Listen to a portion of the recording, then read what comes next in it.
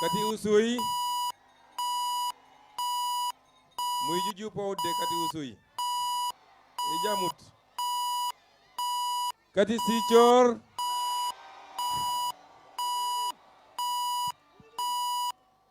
merci beaucoup maa ngi nuyu ñëpp di sant ñëpp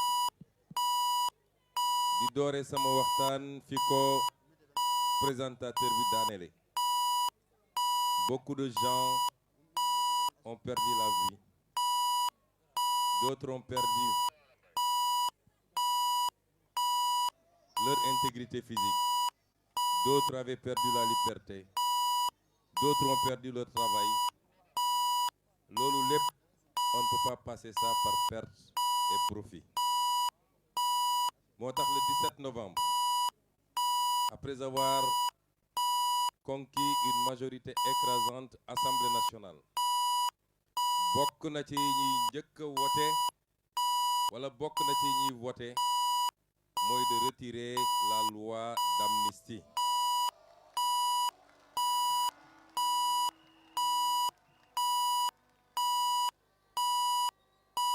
Impunité mënul am te bu dee dans une société les gens mën nañu laqatu ci gannaaw état pour utiliser les moyens d'état pour comploter contre les gens, pour tirer sur les gens, pour tuer des manifestants désarmés.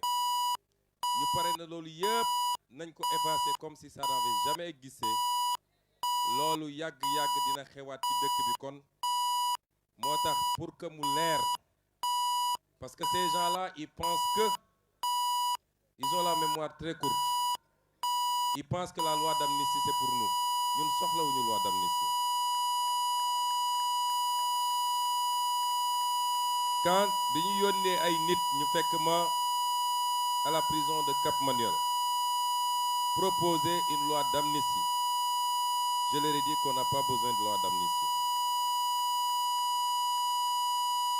Benn élément moo ñu intéressé woon mooy na xale yi ñu jàpp ci prison bi te yoruñu faa nekk ñu génne leen. Mais une loi d'amnistie qui crée l'impunité pour des assassins, ñun d'accord ñu ci. C'est pourquoi quand ils ont persisté, ma jox instruction notre groupe parlementaire. Si cette loi d'amnistie c'est pour libérer les jeunes de la prison, votez oui. Si c'est pour couvrir les crimes de sang, votez non. Tous les députés Pastef ont voté non à cette loi d'amnistie. Kon ñun laqatuwuñu ci gannaaw loi d'amnistie, on n'en a pas besoin. Et tous les dossiers qui sont sur la table de la justice nañ ko génne waat teg ko leeral ko ba mu set wicc ñu xam lan la ak kan la. Élection bi comme nag campagne bi dañu fas yéene def ko campagne thématique parce que politique li ñu def fii yëpp baax na, il faut mu xumb, il faut de l'animation, il faut de la musique, il faut, mais avant tout politique c'est parler de ce qui va faire avancer le pays, c'est ça la politique. Mais avant de dire ce qu'on a prévu de faire pour le pôle Casamance, pour le pôle sud mooy pôle Casamance, dinaa dugal benn parenthèse bu ndaw, que tout le monde puisse nous comprendre et nous accompagner. Campagne électorale, campagne nationale, c'est très difficile. Nous sommes de 2017 à maintenant suñu 6e campagne nationale. Mais de 2022 à maintenant, nous sommes à la 4e campagne nationale. 2 campagnes nationales en 2022, 2 campagnes nationales en 2024, avec des écarts de 6 mois. Première campagne 2024 bi, on est sorti de prison pour enchaîner une campagne en plein mois de Ramadan. Loolu suñ leen ko waxul ak suñ leen ko waxee dafa métti physiquement. Dafa métti ci ñun, dafa métti ci sécurité bi, dafa métti ci communicants yi, et c'est pourquoi il faut que nit ñi di ñu jàppale et qu'il nous accompagne. Au début de cette campagne, dama ne woon le directeur de campagne qu'il faut que ñu liggéey pour rassembler les gens par pôle, de grands rassemblements où on délivre le message pour ce pôle.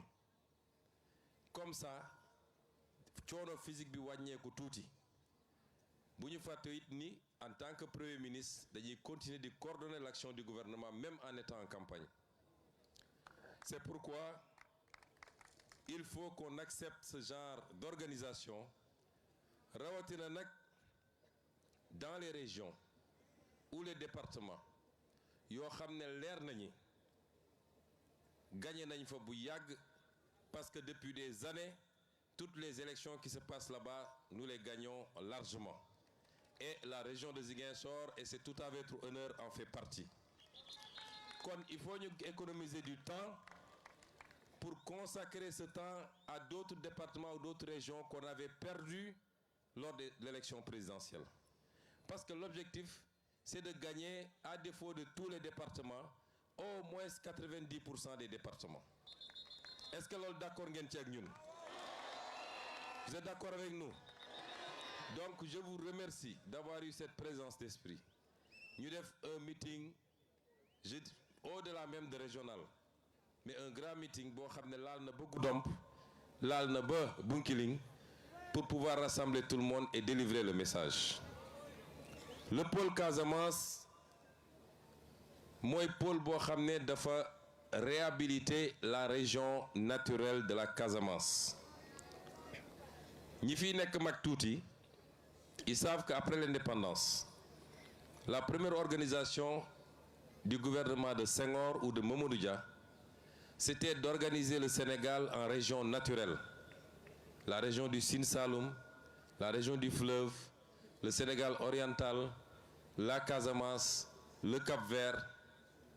Après le ñëwaat, c'était des entités cohérentes.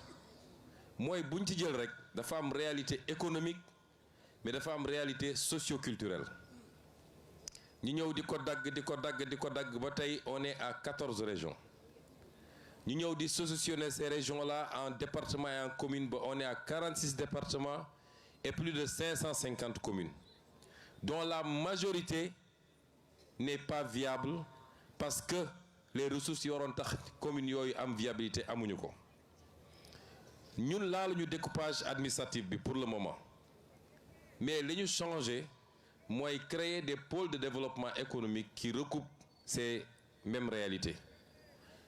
Ñambour et Bawol benn pôle la, le Bundu ak li wër foofu yëpp benn pôle la muy Sénégal oriental, le Ferlo et le Fouta nekk benn pôle, la région nord nekk benn pôle, le Sine Saloum nekk benn pôle, la région du Cap-Vert nekk benn pôle, le Cayor nekk benn pôle. Ça nous fait 8 pôles de développement économique. Pôle bu nekk nag, on a travaillé sur la base du potentiel de ce pôle à voir qu'est-ce qu'on va faire dans les 5 ans, dans les 10 ans, dans les 25 ans, pour que ce pôle soit un véritable pôle de développement économique et social. Le pôle Casamance, tey booy xayma la population du pôle Casamance, la région de Kolda, la région de Sédhiou et la région de Ziguinchor, c'est 2 300 000 habitants. Mais nous savons qu'en 2025, nous avons 5 400 000 habitants. Donc la population du pôle sera multipliée par plus de 2, par 2,4.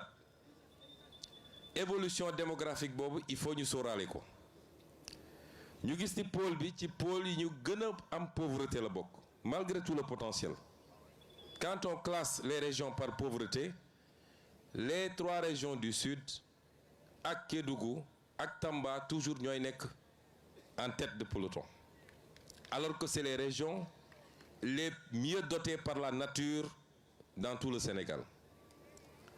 600 000 francs par tête d'habitant moy PIB bi.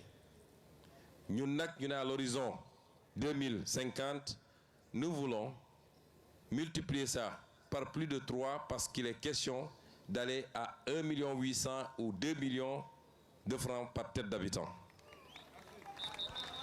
C'est des régions où le taux d'emploi est très faible. 13% de taux d'emploi. Fii soo ñëwee Ziguinchor, les jeunes te disent, à part Jakarta, on n'a presque rien à faire. Taux d'emploi de 13% ci yu gën a faible la ci Sénégal. Dans l'agenda de transformation bi ñu leen présenté, le pôle doit aller à 40% de taux d'emploi à l'horizon 2050. Mais comment on va faire ça? Lan mooy potentiel lu pôle bi? Parce que ay filières la ñuy développer. Si on doit regarder les filières, dafa mel ni pôle bi moo ëpp potentiel ci pôle yëpp en termes de filières. En Casamance, il y a la filière céréales. Léegi ceeb lañ ma jox. Ñëpp xam nañ ni Casamance ceeb lay dundee. Ñun duñu mëq suuf. Xam ngeen ñan ñooy mëq suuf? Séeréer yi ndax cere dafa niroog suuf. Ñun ceeb la ñuy lekk moom la ñu xam. Ñoom président Diomaye ñoom dañuy mëq suuf. Filière céréales yi, que ce soit ceeb bi wala mboq bi wala dugub bi jusqu'au foño nga xam ne ñu ngi ko gën a ràññee la jëm ca Sédhiou jëm kaw, c'est un potentiel très faible ci filières yi.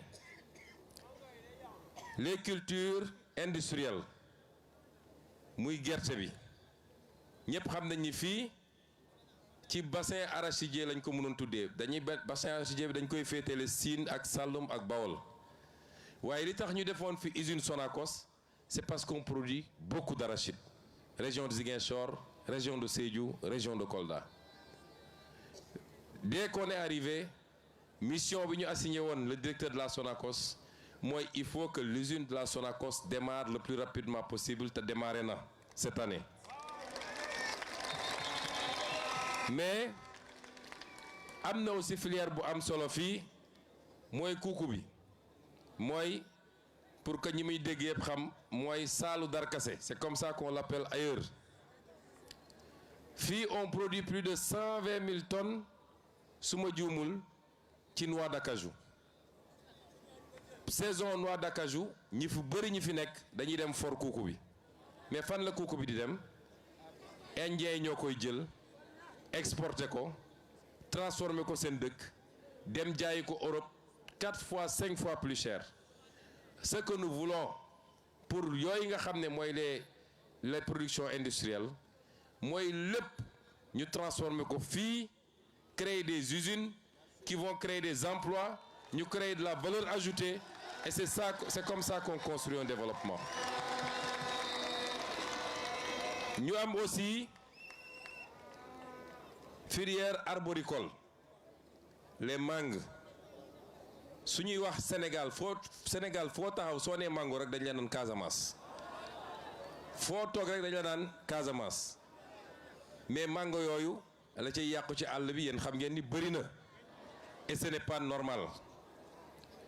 Les mangues, les agrumes, les produits forestiers ligneux comme non ligneux madd bi gis ngeen ni yaak 3 mois ci gannaaw homologué nañu le madd Casamance au niveau international tool bi te yooyu yëpp fii la am Casamance doo ko fekk Dakar doo ko fekk Saint-Louis doo ko fekk feneen ak feneen man j'aime bien ces zones là waaye soo fa demee siddéem nga fay fekk ak sump ñoom de ceefal donc fii ngay fekk yooyu yëpp te mu fiy yàqu.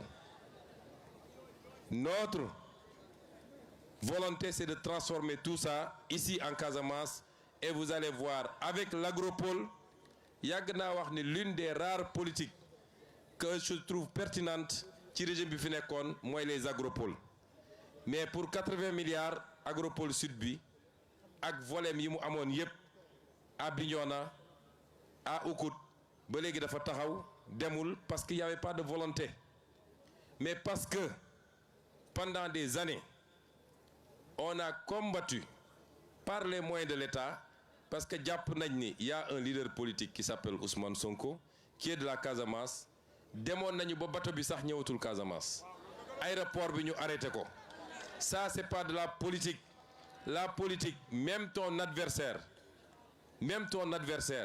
s'il est maire d'une ville la nga xam ne dafa war a dem ci ville boobu da nga ko koy jox parce que dans cette ville nu mu tuuti am na quelques Ziguinchorois qui ont voté pour Macky Sall et donc retard yi ñu am yépp ba ci agropole bi loolu moo ko andi aéroport bi que nous comptons ouvrir au plus tard en début janvier mais jàpp naa ni fii ak décembre dinañ ko ubbi parce qu'on a fait ce qu'il fallait en termes de mobilisation des ressources warul woon yàggee nii et pire encore l'aéroport de Tobor nga xam ne moo waroon tax ñu arrêté aéroport bi il l'avait arrêté pendant toutes ces années-là fii am na la filière halieutique parce que on a l'océan ici mais am nañu aussi des fleuves et des bras de fleuves fii dëkku napp la ñun bi ñuy nekk xale fii Amergé Socé-Sall y avait beaucoup d'usines de pêche yooyu yëpp pratiquement arrêté na muy filière bu am solo mais y a la filière touristique capacité bi ñu am fii tourisme balnéaire Cap Skirring waaye aussi Abéné ak Kafountine ñëpp xam nañ ne am nañ capacité bu rëy et aujourd'hui déjà la caisse de dépôt et de consignation nga xam ne ki ko jiite mooy directeur de campagne bi monsieur Fadilou Keita ma bëgg ngeen tàccil ma ko la caisse de dépôt et de consignation ak SAPCO bi nga xam ne Serigne Mboup pas Serigne Mboup politicien wala homme d'affaires mais Serigne Mboup bële am na ay programme ñuy taxawal pour que plus tôt et le plus rapidement possible ñu lancer le programme touristique pour la zone Abéné Kafountine mais tout en relançant également le programme touristique bi nga xam ne mooy bu Cap Skirring tourisme balnéaire mais écotourisme aussi parce que ku wax Casamance wax nature wax la forêt wax yeneen ak yeneen ak yeneen yooyu yëpp muy ay programme yoo xam ne yu ñu bëgg a taxawal la ci 5 ans yi lancé ko mais am na loo xam ne ci 10 ans lañ koy def mais sur le plan logistique dinañu yeggali dans quelques semaines ou quelques mois le tronçon bi nga xam ne mooy permettre nga jóge Gambie ba dugg Guinée-Bissau te mu yéexoon trop on va le faire le second pont de Ziguinchor def nañu appel d'offre bi ba ñu ngi ci sélection wu entreprise yu ko war a def ça veut dire quoi depuis Tobor avec fi ñu jaar ci rang-rang bi yëpp on ne touche pas au pont bi fi nekk nii on fait un autre pont qui contourne et qui va entrer par Goumel et qui va créer des infrastructures secondaires j'insiste ci côté bi parce que su ma demee Kolda j'expliquerai li jëm ci côté boobu sur la vallée de l'Anambé sur l'agriculture sur l'élevage ak yu demee noonu les industries extractives yéen ñëpp déggoon nga ñuy wax le zircon de Niafran moi en tant que député je fais partie ñi nga xam ne dañoo bañoon ne dañu bàyyi ñu exploiter zircon bi dans ces conditions parce que la ñu exploiter le zircon à Diogo ça n'a pas servi à Diogo ça n'a pas servi au Sénégal ba ñu boole ko ci dossiers yi nga xam ne ñu ngi koy saytu pour mun koo renégocier je ne voulais pas qu'on fasse les mêmes erreurs ici à Niafran mais maintenant qu'on est là j'ai pu assurer les populations de Bignona de Niafran et de toute la zone que zircon bi yàllaa ko fi def c'est pour être exploité le plus important c'est que ça se fasse dans l'intérêt des populations d'abord ñu am ci ay infrastructures am ci du travail am ci li ñuy wax nuñ ko tuddee sax li nga xam ne si social entreprise yi dañ koy def RSE ñu am ko ci ba mu mat sëkk c'est comme ça qu'on veut gérer les ressources naturelles mais le pétrole aussi bi nga xam ne suñu diggante Guinée-Bissau ñu koy le pétrole du Domflor ñu war koo mën a exploiter comme ni ñu commencé exploiter le pétrole de Sangomar mun am ici des plateformes qui nous permettent à terre de faire beaucoup de choses boobu tam bokk na ci. Troisième point ou quatrième point sur infrastructure yi mooy le port industriel de Nikin, parce que le port de Ziguinchor c'est un port fluvial la. Chaque fois nga war a def dragage am na ay bateaux yoo xam ne su eggee benn niveau tirant d'eau mënul dugg Ziguinchor, mais là-bas après Pointe-Georges, Pointe Saint-Georges fi ñuy wax Nikin, on peut avoir là-bas et on va mettre là-bas un deuxième port industriel, parce que ce qu'on veut avec les pôles frontaliers mooy les pôles frontaliers dafa war a doon des points d'éclosion pour pouvoir capter les économies des pays environnants te loolu port baax na ci. Le cinquième point d'infrastructure mooy le chemin de fer à partir de Tambacounda bu ñu war a andi jusqu'à Ziguinchor, jusqu'à Nikin, pour mun a alimenter également le transport des fruits, le transport de tout ce qu'on produit dans la zone. Lii lenn la ci pôle bi, parce que je vous ai dit que le deuxième aspect du pôle on va le traiter à Kolda. Mais ce que je voudrais dire c'est que lii lépp pour mu am il faut qu'on règle définitivement la question de la paix. fu amul jàmm munoo fa tabax. Donc quand on est arrivé, notre première préoccupation c'était d'en finir définitivement. Dégg ngeen, j'ai annoncé le plan Diomaye pour la Casamance. C'est un plan pour la paix, c'est un plan pour le développement, c'est un plan pour l'économie et c'est un plan pour le social. Les populations sont en train de rentrer et de retrouver leur village. Mais loolu il faut ñu accompagner ko par le déminage d'abord, parce que ñun on a grandi ici, mais ñu bëri ñemeetuñu dugg ci àll bi parce qu'ils ont peur de sauter sur une mine.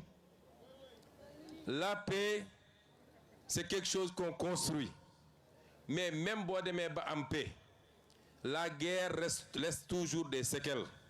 Mun nga pare ba am jàmm, des années plus tard les gens vont continuer à sauter sur des mines. Nous ne voulons plus que des gens sautent sur des mines.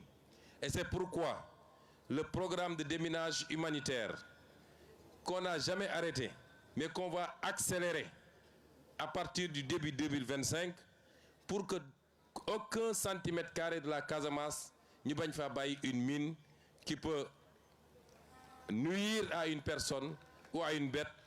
Loolu yëpp dañ koy régler définitivement. Nous accompagnons les populations pour ñu dellu dans leur village. C'est pourquoi pour cette année, dans le plan Diomaye pour le Sénégal, on a déjà débloqué une enveloppe de 15 milliards boo xam ne c'est uniquement pour accompagner, parce qu'il faut reconstruire les écoles, il faut remettre des forages, etc. Et l'année prochaine muy doon suñu premier budget, parce que actuellement on est en train d'accompagner et de finir le budget. On va provisionner une enveloppe consistante avec l'ANRAC comme maître d'œuvre délégué, avec l'ANRAC comme superviseur et comme avec l'armée comme maître délégué, pour que ñu def les infrastructures, les pistes, les routes, les forages, l'éclairage, tout ce qu'il faut pour que les gens puissent rentrer chez eux et commencer à travailler comme ils le faisaient. Mais quand je parle de paix, je veux qu'on nous comprenne. La paix n'est pas encore définitive en Casamance. Tant qu'il y aura des groupes, nous tuuti, qui ont encore des armes et qui sont dans telle ou telle portion du territoire ou dans les pays environnants, la paix n'est pas acquise. La paix, mooy képp ku yoroon ngànnaay ñu waxtaan ak yow ba nga génn déposer ko dans un consensus boo xam ne y a ni vainqueur ni vaincu. C'est le Sénégal qui gagne, parce qu'il n'est plus question qu'un seul fils de ce pays perde la vie, moo xam du côté de l'armée, moo xam de l'autre côté. Il faut qu'on en finisse. Et c'est pourquoi je rends un vibrant hommage à l'armée nationale du Sénégal, qui, pendant des années, à veiller à ce que l'intégrité territoriale soit sauve. Armée boobu soxlaatuñu ko pour ñu jàkkaarloo entre Sénégalais. Nous avons d'autres priorités en matière de sécurité. Xam ngeen insécurité bu am dans toute la sous-région. Aujourd'hui, la priorité, c'est l'est du Sénégal. C'est la Falémé pour que nit yu nekk ci yeneen côté bañ a mun a traverser avec des armes pour venir faire du terrorisme au Sénégal. C'est là où on a besoin de notre armée. Et c'est pourquoi li ma waxoon en 2019 lors de notre meeting de Bignona, j'avais dit si je suis élu man maay dem fekki ñi ne ci biir àll bi parce que c'est mes papas, c'est mes neveux, c'est mes cousins, c'est mes frères, man maa leen dem fekki jàpp seen loxo génne leen. Nous sommes en train de travailler à ça avec le président Diomaye. Dafa am loo xam ne boo koy liggéey doo ko wax ci kaw, mais on y travaille et la réceptivité est parfaite des deux côtés. Inch'Allah, nous y arriverons pour que cette affaire ne soit qu'un souvenir, tout douloureux soit-il, mais ñu fàtte ko suul ko jublu ci defar Casamance. Mais je voudrais mettre en garde également parce qu'il y a des apprentis politiciens yu jàpp ni ci problème mu Casamance bi la ñu war a defee seen politique. Je veux les mettre en garde. Am na ñu taxaw ne am na tel général c'est parce que dafa doon def liggéey bu baax en Casamance moo tax ñu sanctionné ko patati patata. Di def allusion que Ousmane Sonko, puisqu'il est originaire de la Casamance, il veut affaiblir l'armée pour que les gens qui sont là-bas puissent reprendre de la force. Bu dee am nañu fit, on a pris toutes les dispositions. Les questions qui relèvent de la sécurité nationale duñ ko fowee. Bu dee ñoom am nañu fit nañu génnaat ñu wax lu mel noonu ñu xool ndax ils n'iront pas en prison.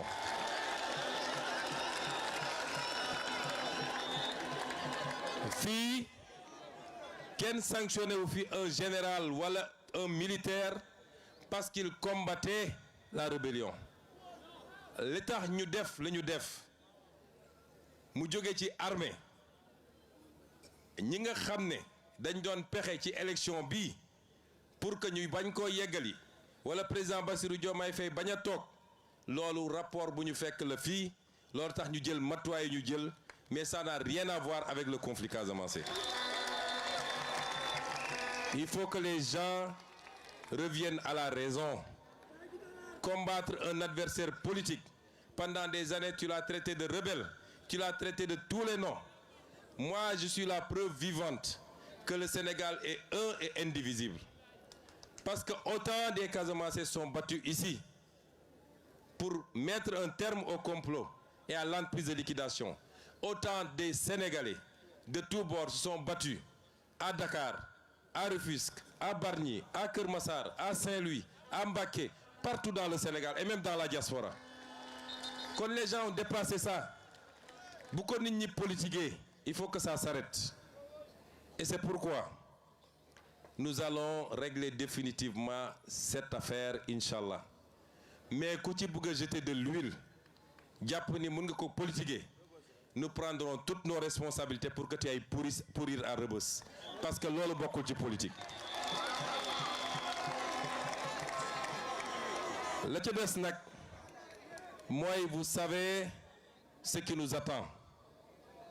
Ce qui nous attend, c'est les élections législatives. Je vous avais présenté des candidats. Est-ce que Guy Marius Sagna a été un bon député? Est-ce qu'il a été un bon député au Sénégal? Est-ce qu'il a été un bon député à la CEDEAO? Est-ce que si vous aviez voté à 40% pour lui, est-ce que vous n'allez pas voter à 100% pour lui cette année?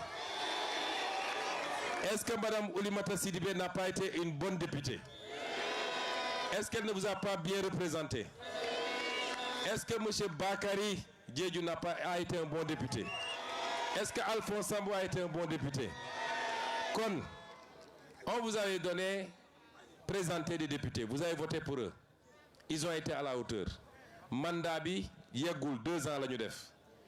On les a reconduits parce qu'on sait qu'ils vont dignement représenter la région, mais ils vont dignement représenter le Sénégal, au Sénégal et hors du Sénégal.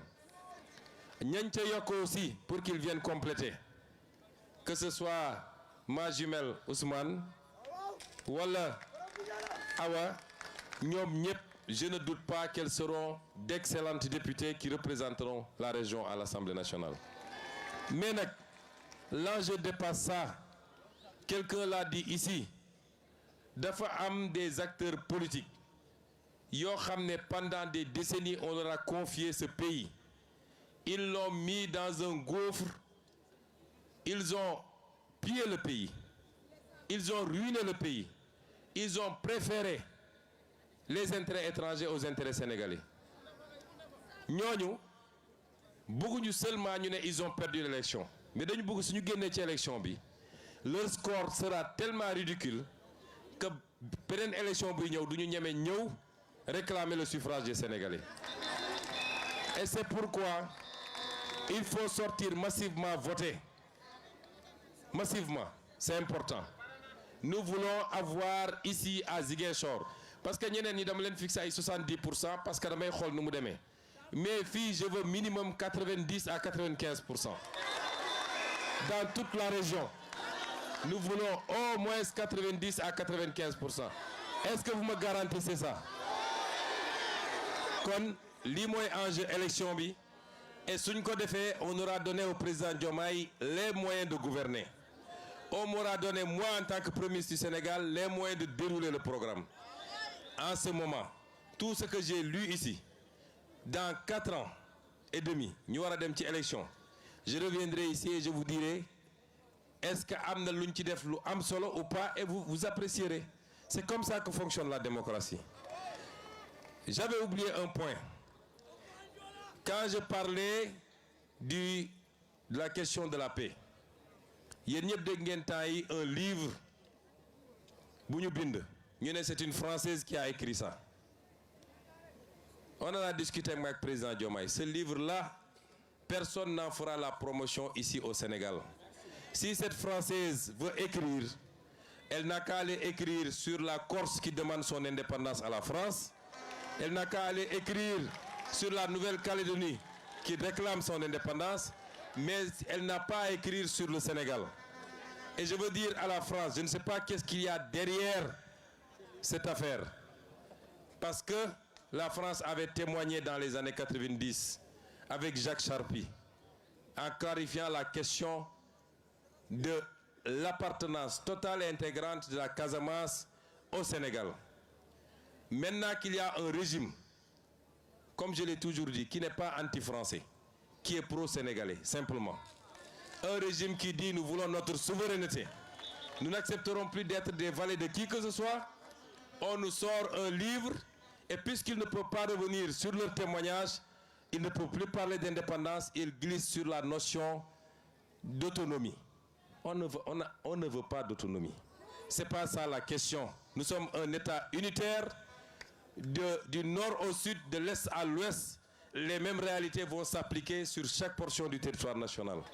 Et ce livre-là ne sera pas autorisé au Sénégal, ne sera pas commercialisé au Sénégal, parce que nous n'avons des gens de Djogé avec un projet de déstabilisation pour venir nous parler de ce qui nous concerne, nous, Sénégalais. Si la France veut donner des archives, elle n'a qu'à nous donner les archives de ces exécutions sommaires au Sénégal pendant la colonisation, des guerres qu'elle a menées ici, des tortures qu'elle a menées, des travaux forcés. C'est ça qu'on attend de la France. Qu'elle nous donne les archives de Thiaroye 44, mais soxlawuñu des archives sur une prétendue autonomie de la Casamance. Donc, ñu ngi leen di gërëm yéen ñëpp. Guddi na, ça a été très long, mais je peux vous dire une chose. Ce pays va changer, et il va changer radicalement. Nous allons bâtir un nouveau pays. Nous allons bâtir de nouveaux fondamentaux. Nous allons bâtir notre développement. Nous allons renforcer notre unité nationale. Et nous le ferons avec chacun et chacune des Sénégalais. Je vous remercie. Assalamu alaikum.